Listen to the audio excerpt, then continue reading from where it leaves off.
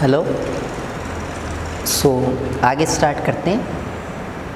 ठीक, देखो अगर बात करें, मैंने पहले वाली जो वीडियो थी उसमें आपको मैंने करवा दिया था कहाँ तक, हाँ मैंने आपको एडियाबैटिक जो प्रोसेस थे उसका वर्क डन वगैरह वहाँ तक मैंने आपको कंप्लीट करवा दिया था।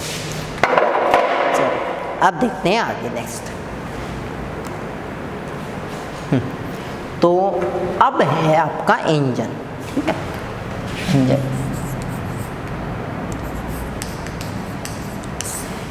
सबसे पहले तो आप ये देखो कि इंजन होता क्या है।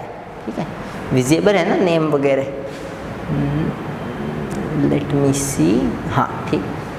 तो आपका जो हाँ इंजन होता क्या है, देखिए इंजन है वो एक मशीन ही है, और ऐसी मशीन जो आपसे एनर्जी ले, ठीक है, और बदले में आपको हीट वर्क दे, आपसे हीट ले, आपसे एनर्जी ले और बदले में आपको वर्क दे, उनको बोलते हैं इंजन। ठीक है, और अगर मैं बात करूं ऐसे इंजन जो आपसे हीट ले और बदले में आपको वर्क दे तो वो हीट इंजन।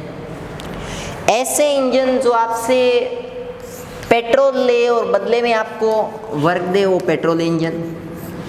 ऐसे इंजन जो आपसे इलेक्ट्रिसिटी ले और बदले में आपको वर्क दे वो इलेक्ट्रिक इंजन। ठीक है, और ऐसे इंजन जो आपसे डीजल ले और बदले में आपको वर्क दे वो आपकी डीजल इंजन। ठीक है, अब डीजल इंजन के अंदर भी ऐसे इंजन जिनमें एक बार में 4 स्ट्रोक ओपन हो तो 4 स्ट्रोक डीजल इंजन, और ऐसे इंजन जिनके अंदर 5 स्ट्रोक हो तो 5 स्ट्रोक पेट्रोल इंजन। तो काफ़ी टाइप है। ठीक है, बट इंजन में सबका फंडा सेम ही है, फंडा एक ही है। ऐसी मशीन जो आपसे एनर्जी ले और बदले में आपको वर्क दे तो that is called engine. Clear? ठीक। अच्छा जी, इसका उल्टा, बिल्कुल उल्टा, ऐसी मशीन जो आपसे वर्क ले और बदले में आपको एनर्जी दे। ठीक है, इसके अंदर तो क्या होता है, आपसे एनर्जी लेगी, इंजन आपसे एनर्जी लेगा। अब आप एनर्जी उसको हीट एनर्जी की फॉर्म में दो, या आप एनर्जी उसको इलेक्ट्रिकल एनर्जी की फॉर्म में दो, आप एनर्जी उसको किसी भी फॉर्म में दो, और बदले में आपको मिलेगा वर्क। वर्क मिलने का सीधा सा मतलब बदले में आपको मिलेगा फोर्स, बदले में आपको मिलेगा डिस्प्लेसमेंट।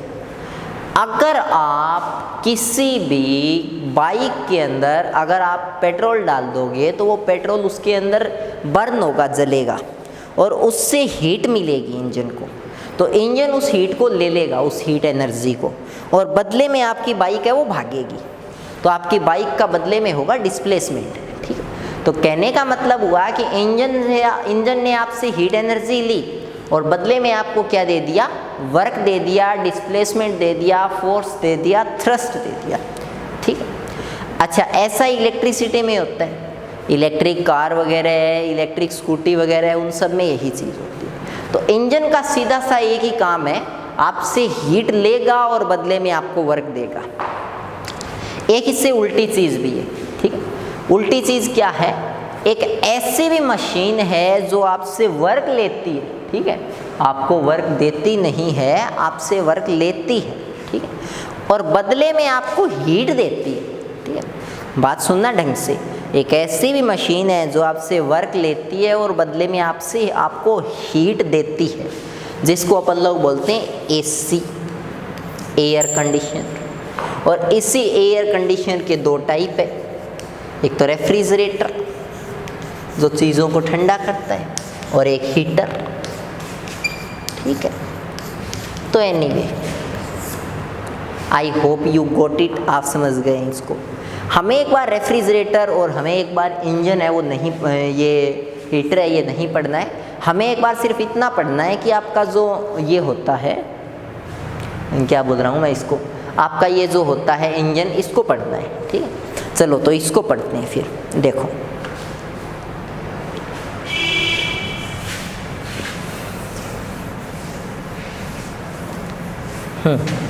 अब देखो 11th और 12th क्लास में इंजन है और इंजन के बाद में एक ही टाइप का इंजन है कार्नो इंजन, और कार्नो इंजन के बाद में thermodynamics, second rule, third rule chapter खत्म। सेकंड ईयर के अंदर इंजन है, कार्नो इंजन है, थर्मोडायनेमिक्स का second rule, third rule chapter नहीं कंप्लीट। 2 टॉपिक एक्स्ट्रा है और वो है आपके डीजल इंजन और पेट्रोल इंजन, उनको अलग से करवा दूंगा, बाकी सब कुछ सेम है। ठीक, अब सुनो, सबसे पहले अगर देखा जाए तो सबसे पहले इसके अंदर है, हेडिंग डालते हैं सबसे पहले तो इंजन। हाँ, इंजन के अंदर 3 पार्ट होते हैं कोई भी इंजन के। ठीक है, पहला पार्ट होता है इंजन का हीट सोर्स,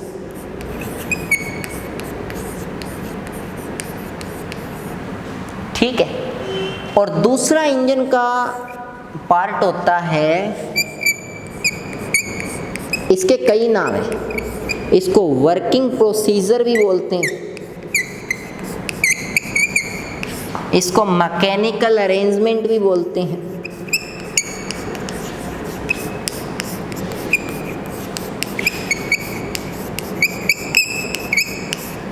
और इसको वर्किंग सब्सटेंस भी बोलते हैं।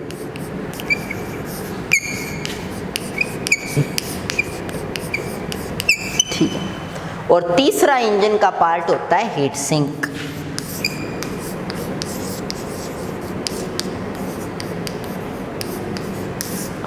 तीन पार्ट होते हैं कोई भी इंजन के। कोई भी इंजन है उसका जो हीट सोर्स है उसके अंदर बहुत सारी हीट जमा होती है, ठीक है, और इंजन है वो थोड़ी थोड़ी हीट उसमें से उठाता रहता है और खुद को चलाता रहता है। ठीक है, जैसे आपके बाइक का पेट्रोल टैंक है ना, वो एक टाइप से हीट सोर्स है। वैसे तो वो तो पेट्रोल सोर्स है, उसके बाद में हीट है, पेट्रोल है वो बर्न होता है, ठीक है, जलता है, और पेट्रोल बर्न होने के बाद में कार्बोरेटर के अंदर हीट स्टोर होती है। ठीक है, तो आप मान सकते हो, बाकी ये मानो, चलो मैं आपको डायरेक्टली एग्जांपल देता हूँ। बाइक इलेक्ट्रिसिटी वाली स्कूटी है ना, उसमें जो इलेक्ट्रिसिटी वाली बैटरी है ना, वो क्या है हीट सोर्स है। कर लोगे, कर लोगे, ठीक है, पक्का ही कर लोगे। अच्छा, दूसरी चीज़ वर्किंग प्रोसीजर, ये क्या है?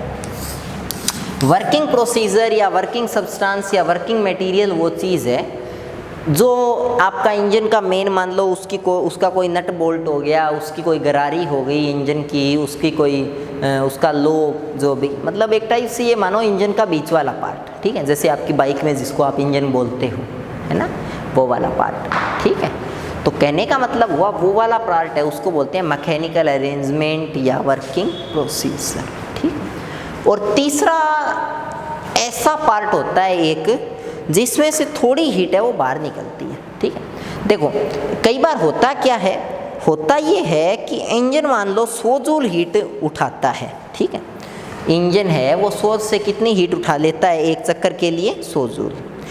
अब उस एक चक्कर को लगाने में मान लो इंजन को लगे 90 जूल, तो कितनी हीट रेजिडुअल बच गई? 10 जूल हीट। अब इंजन को अगर आगे स्टार्ट रहना है तो वो तो देखो वो इंजन है, वो इंसान नहीं है, वो ये नहीं जानता कि अब तेरे के अंदर 10 जूल हीट है और तुझे 90 की बजाय 80 उठानी, ऐसा कुछ नहीं है। ठीक है, इंजन तो एक मशीन है जिसको आप इस हिसाब से सेट कर सकते हो कि उसके अंदर हर बार 10 जूल हीट उसके अंदर से निकले, हर बार उसके अंदर 90 joule heat 100 joule heat enter हो। ठीक, तो कहने का मतलब ये हुआ कि इंजन के अंदर कुछ हीट है वो एकदम कचरा टाइप वेस्टेज हीट बच जाती है। ठीक है, और वो जो हीट है वो हीट सिंक से बाहर निकलती है। ठीक, ज़रूरी नहीं सिर्फ हीट ही बाहर निकले, हीट के अलावा ऐसे मटेरियल जो इंजन के अंदर कई बार वेस्टेज मटेरियल बनता है तो वो भी हीट सिंक से बाहर निकलता है। आपकी बाइक का पेट्रोल टैंक या बैटरी वाली स्कूटी की बैटरी, बीच वाला इंजन और उसका साइलेंसर, ये 3 पार्ट है, ये इंजन के पार्ट है। ठीक है, क्लियर है ना? चलो, अब एक बार ये क्वेश्चन आया हुआ है कि हीट सोर्स और हीट सिंक के लिए इनमें से कौन सा ट्रू है? हीट सोर्स का जो Cp दे रखा था इन्फिनिटी, हीट सिंक का Cp दे रखा था 0। दूसरी कंडीशन में इसका भी Cp इन्फिनिटी और इसका Cp भी इन्फिनिटी। तीसरे में इसका Cp दे रखा था 0, इसका भी 0, और चौथे में इसका 0, इसका इन्फिनिटी। ये पूछ रखा था, ठीक है, कि हीट सोर्स की इतनी होनी चाहिए मोलर स्पेसिफिक हीट और हीट सिंक की मोलर स्पेसिफिक हीट इतनी होनी चाहिए। सबसे पहले तो आप ये सोचो इस क्वेश्चन को करने के लिए, नीट के इस क्वेश्चन को करने के लिए, कि यार Cp होता क्या है। ठीक, Cp आपका होता है Q/N डेल्टा, ये होता है। आप क्या चाहोगे हीट सोर्स से? क्या आप हीट सोर्स के से ये चाहोगे कि हीट सोर्स में बिल्कुल भी हीट ना ही बचे? अगर ऐसा होगा तो फिर इंजन चलेगा कहाँ से? अगर हीट सोर्स के पास हीट ही नहीं है तो आगे इंजन को हीट मिलेगी कैसे? आप ये चाहोगे कि हीट सोर्स है उसके अंदर बहुत सारी हीट हो और इतनी सारी हीट हो उसके अंदर कि इंजन कितनी भी हीट उठा ले वो उठा सके। यानी हीट सोर्स के अंदर कितनी हीट होनी चाहिए? इन्फिनिटी। ठीक है, तो यहाँ आप ये ध्यान रखना, जो हीट सोर्स होता है उसका Cp भी इन्फिनिटी। और देखो अगर बहुत सारी हीट, इतनी सारी हीट, तो हीट अगर इतनी सारी होगी तो टेम्परेचर भी बहुत ज़्यादा होगा, इन्फिनिटी कितनी। तो ये पूछा हुआ क्वेश्चन है। ठीक, अच्छा, क्या आप हीट सिंक से ये चाहोगे कि बहुत सारी हीट बाहर फेंक दे? वो नहीं, कभी नहीं चाहोगे। आप ये चाहोगे कि हीट सिंक है वो बिल्कुल भी हीट बाहर ना फेंके, यानी उसका जो उसका Cp है वो कितना हो? 0, और उसका C बोल दो ना सीधा। ठीक है, क्योंकि देखो Cp इन्फिनिटी है तो Cp इज इक्वल टू क्या होता है? Cv प्लस R, और अगर Cp इन्फिनिटी है तो इन्फिनिटी प्लस R अपने आप इन्फिनिटी होगा, तो दोनों ही। ठीक है, इसका C 0 और C 0, तो इसका T भी 0 और ये 0। ठीक है, तो ये इतना होना चाहिए। ये क्वेश्चन एग्ज़ाम के अंदर पूछा हुआ है, ये डेटा आपसे एग्जामिनर हो जो भी है वो रीड करवाएगा। क्लियर? ठीक, अब सुनो।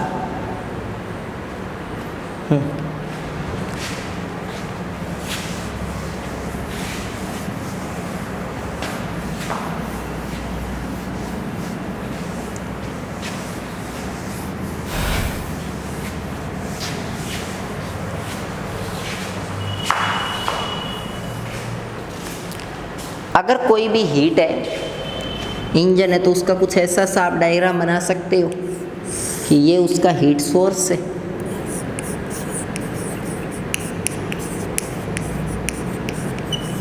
ठीक है, और ये T1 केल्विन पे यहाँ से हीट गई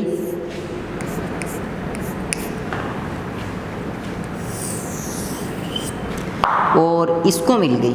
ठीक है, और ये आपका है वर्किंग सब्सटेंस।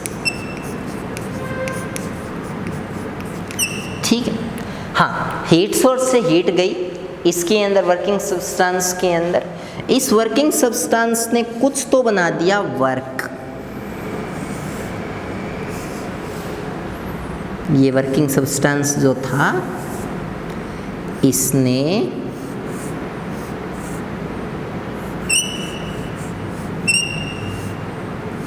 ये इसके अंदर का कुछ मान लो भी मटेरियल मान लो।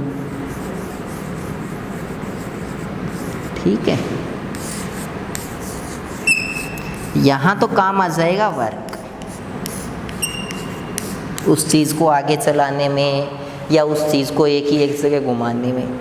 जैसे मान लो आपका इंजन है वो किसी पंखे को चला रहा है तो वो एक ही एक जगह उस पंखे को घुमा देगा। और अगर आपका इंजन ये मतलब मेरे कहने का मतलब इंजन आपका बाइक का है तो उसे आगे भगा देगा। ठीक है, कुछ हीट रेजिडुअल बचेगी उसको बाहर निकाल देगा, और जो हीट बाहर निकली वो कहाँ जाएगी? हीट सिंक में। और हीट सिंक का टेम्परेचर कितना है? T2 kelvin. कर लोगे तो T1 केल्विन पर ये है, ये वर्किंग सब्सटेंस है, और नीचे हीट सिंक कितने पर है? T2 केल्विन पर है। I hope you will do it surely. ठीक है, मैं ये इसलिए बनवाया क्योंकि एग्ज़ाम के अंदर एक बार क्वेश्चन आया हुआ है और क्वेश्चन ये आया हुआ है कि आपका जो हीट इंजन है उसका एक डायग्रामेटिक स्ट्रक्चर बनाओ, ठीक है।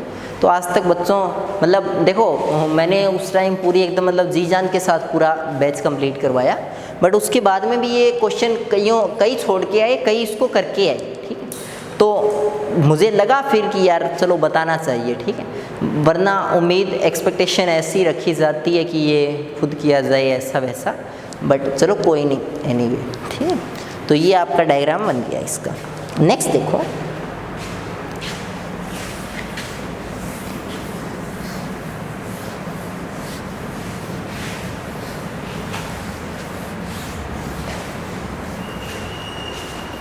अच्छा नेक्स्ट अगर बात करें तो इंजन मैंने आपको समझा दिया, हीट इंजन मैंने आपको अच्छे तरीके से बता दिया कि हीट इंजन आपका क्या होता है, ठीक है।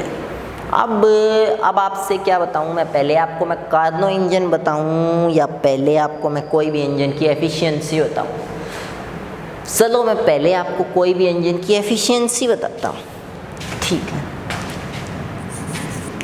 कोई भी इंजन की एफिशिएंसी कितनी होती है, ठीक है। ये आपने सुना भी होगा, ठीक है।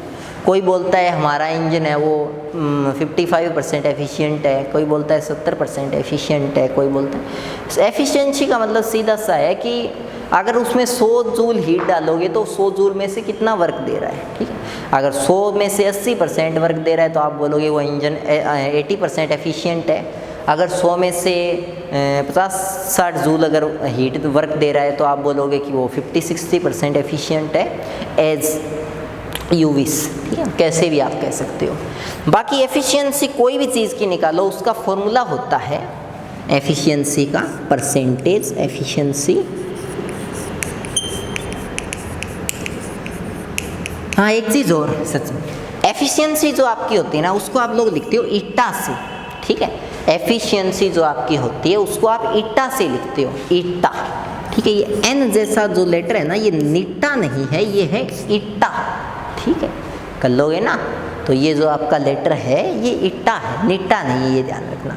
कई इसको नीटा बोलते हैं, ग्रीक का लेटर है, ठीक। ये एफिशिएंसी ईटा। और कोई भी इंजन की एफिशिएंसी, कोई इंजन हो कोई भी, उसकी एफिशिएंसी का फॉर्मूला होता है, अरे यार चिपक मत, कोई भी इंजन का आउटपुट और बटे में उसको दिया इनपुट और इनटू में 100, ये फॉर्मूला होता है, बस ये याद रखना हमेशा, ठीक है। आप एफिशिएंसी हर किसी की निकाल दोगे इससे, चाहे आपको इंजन की पूछे, चाहे आपको रेफ्रिजरेटर की पूछे, किसी की पूछे, आप कर दोगे, मुझे विश्वास है, ठीक। अब देखो आउटपुट, कोई भी इंजन है वो, आप एक चीज़ सोचो यार, आप इंजन किस लिए बनाते हो, क्या चाहिए आपको ऐसा कि आप इंजन बनाते हो? आपको चाहिए वर्क, ठीक है। आपको ये चाहिए कि हम एक ऐसी मशीन बनाए जिससे जिससे मतलब हमें सहायता मिले, ठीक है, हम आगे की ओर मूव कर सकें, ठीक है। यानी आपको इंजन से वर्क चाहिए, ठीक है। और इंजन के अंदर आप इनपुट क्या करते हो, देते क्या हो इंजन को? इंजन को आप देते हो हीट, ठीक है, और इनटू में 100, तो दैट इज द फॉर्मूला, ठीक है। बस आप ये ध्यान रखना कि कोई भी इंजन होता है ना उसको आप जितना वर्क देते हो बाई में उसको जितना आप हीट देते हो इनटू में 100, तो वो आपका किसके इक्वल होता है? वो आपका इक्वल होता है किसके? परसेंटेज एफिशिएंसी के, ईटा के। कर लो, ठीक है। अच्छा एक चीज़ और सुनो, हम लोग ये मानते हैं, ये मान लो इंजन है, ठीक है, कैसे है इंजन? ये हीट का सोर्स है, इस हीट के सोर्स से इंजन ने Q1 हीट उठाई, ऐसा हम मान लेते हैं। Q1 हीट इसके अंदर गई और इस Q1 हीट से इंजन ने W तो वर्क बना दिया और Q2 हीट बाहर फेंक दी, कुछ ऐसा हुआ, ये हम एज्यूम कर लेते हैं, ठीक है।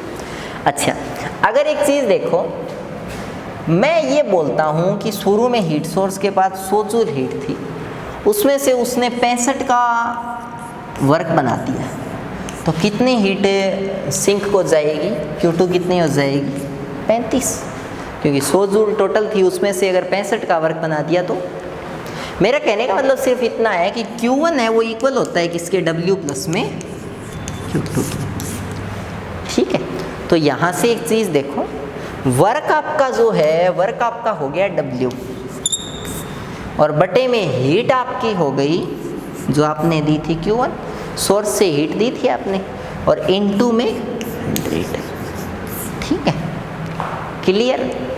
अच्छा, W है, W आप यहाँ से क्या लिख सकते हो, W आपका क्या हो सकता है, चलो सुनो एक बार। एक तो आप ये फॉर्मूला ध्यान में रखना, ये भी पूछ सकते हैं, आउटपुट अपॉन में इनपुट इनटू में, ये भी ध्यान रखना, वर्क अपॉन में हीट, ये तो यही है, ये तो ध्यान रखोगे ही रखोगे। ठीक है, और अब एक चीज़ और ध्यान रखना, W की वैल्यू रख दो Q1 माइनस Q2 अपॉन में Q1 इनटू में 100 रख दोगे।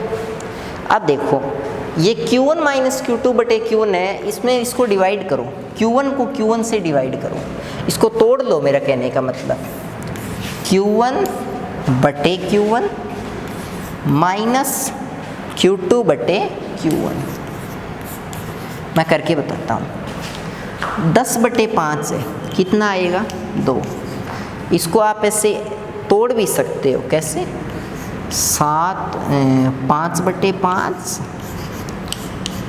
भी, देखो 10 को क्या लिख सकते हो, 5 प्लस 5 बटे 5।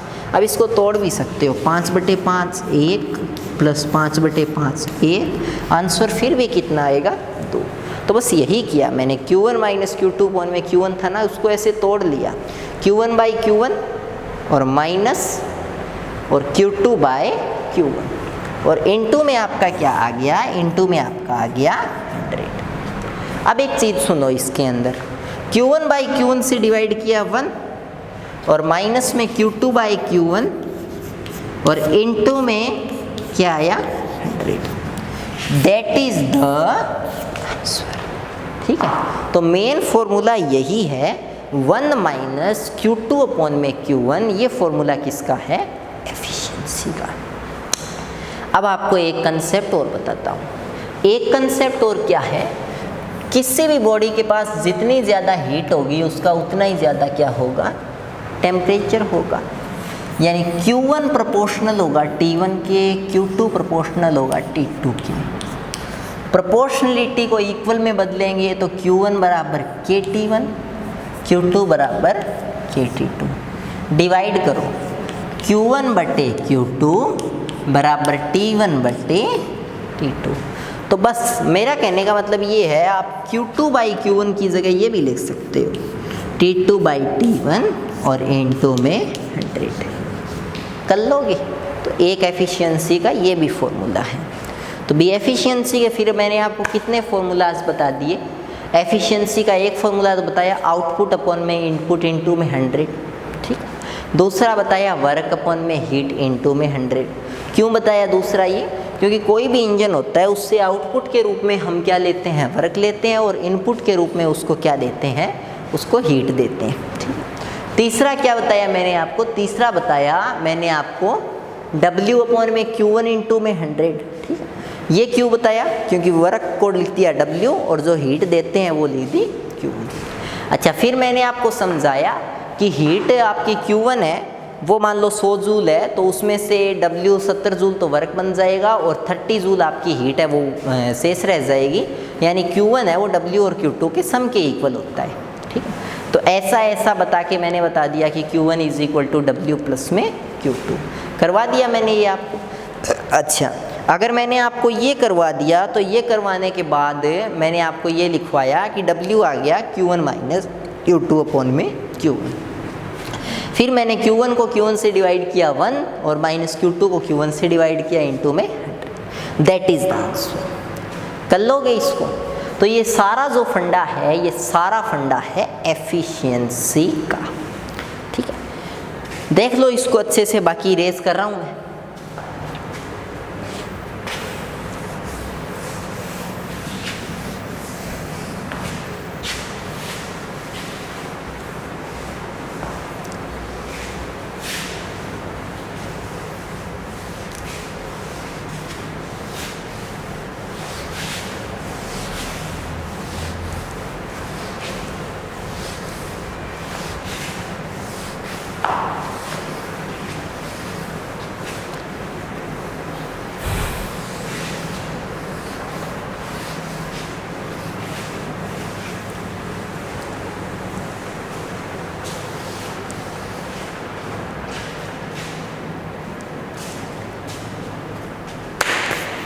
चलो जी आगे देखो। इसके बाद में अगर बात करते हैं नेक्स्ट, सुनो, मैं आपको कई क्वेश्चन पूछता हूँ।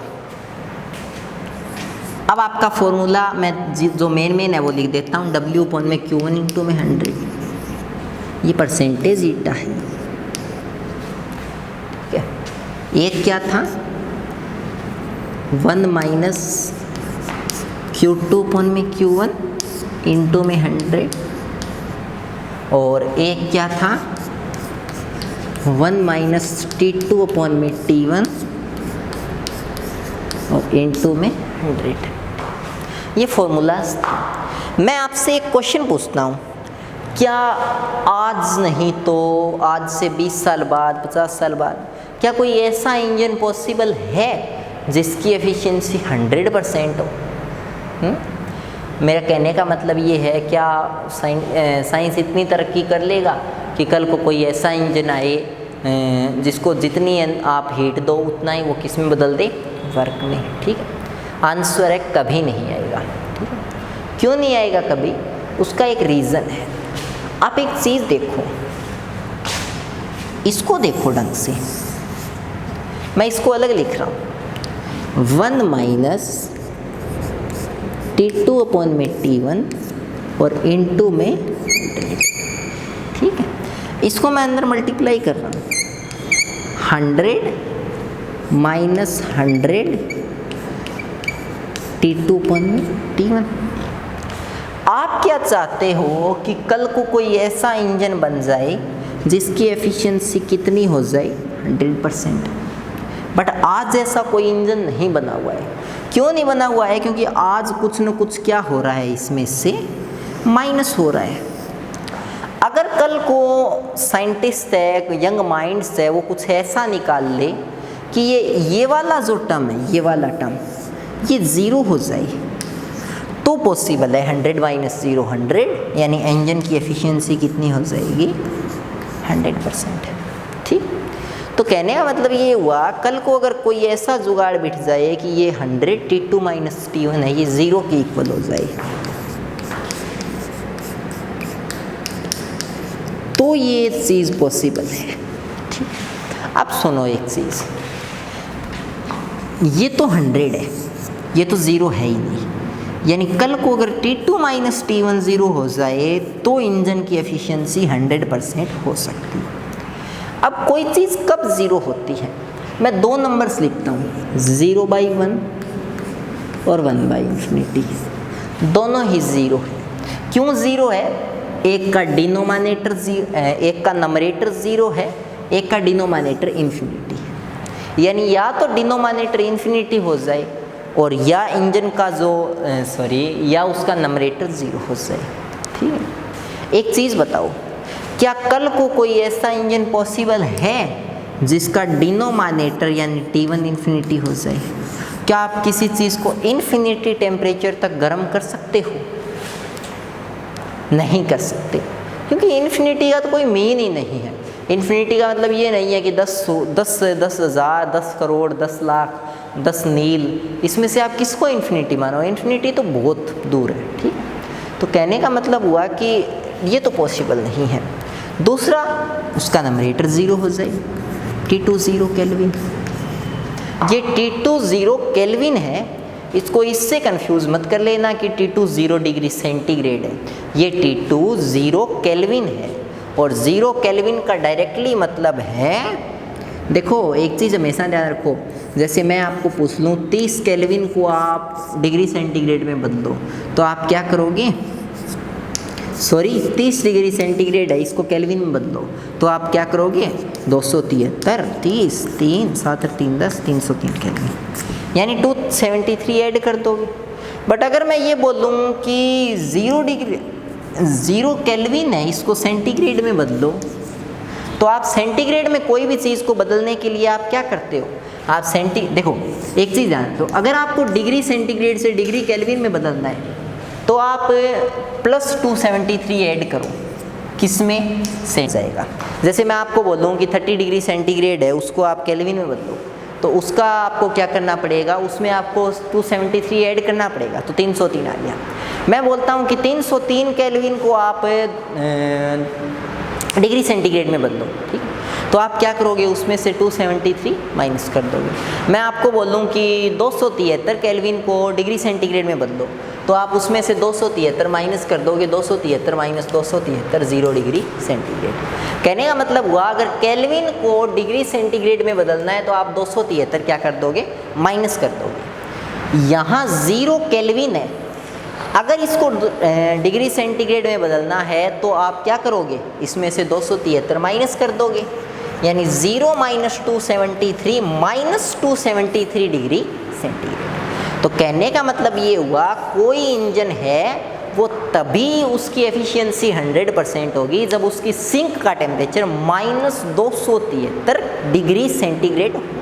आज तक टेम्परेचर पॉसिबल है, देखो 0 डिग्री सेंटीग्रेड तो सर्दियों में वैसे ही आ जाता है, ठीक। Minus 10 degree centigrade, minus 20 degree centigrade, minus 50 degree centigrade तक हम साइंटिफिकली जा सकते हैं। But minus 273 degree centigrade temperature है वो बहुत हार्ड काम है, उसको नहीं लाया जा सकता, ठीक है, असंभव मान लो।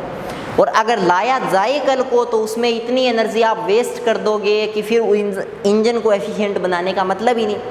मतलब देखो आप चाहते क्या हो, आप ये चाहते हो कि हम एक ऐसा इंजन बनाएं जिसको अगर 100 जूल हीट दें तो वो 100 जूल ही बदले में वर्क दे दे आपको। बट उस इंजन की कंडीशन क्या है कि उसकी सिंक का टेम्परेचर माइनस 273 डिग्री सेंटीग्रेड हो। अगर कल को अगर आप ऐसा इंजन बना भी लो जिसकी सिंक का टेम्परेचर आप धक्के से इतना ले आओ एनर्जी खपत करके, तो वैसी एनर्जी तो फिर पहले ही खपत हो रही थी, उसका मीन ही नहीं निकलता। यानी एनर्जी आपको कहीं न कहीं लगानी पड़ेगी, या तो इंजन आपको पूरी एफिशिएंसी नहीं देगा 100%, और या फिर आपको टेम्परेचर इतना ज़्यादा कम करने में वो एनर्जी वेस्ट करनी पड़ेगी। तो कौन सा भी तरीका अपना लो, किसी भी इंजन की 100% एफिशिएंसी पॉसिबल नहीं है। क्लियर? इसको आप वहाँ से भी दे सकते हो, या तो Q2 0 होना चाहिए या Q1 इन्फिनिटी। ऐसा कोई इंजन हो ही नहीं सकता जो 0 हीट बाहर निकाले, और ऐसा कोई इंजन भी नहीं हो सकता जो इन्फिनिटी हीट एक साथ उठा ले। तो दोनों ही कंडीशन पॉसिबल नहीं है। सो a Carnot engine is not possible which has 100% efficiency or moreover than 100% efficiency। आज के लिए इतना ही करते हैं, बाय।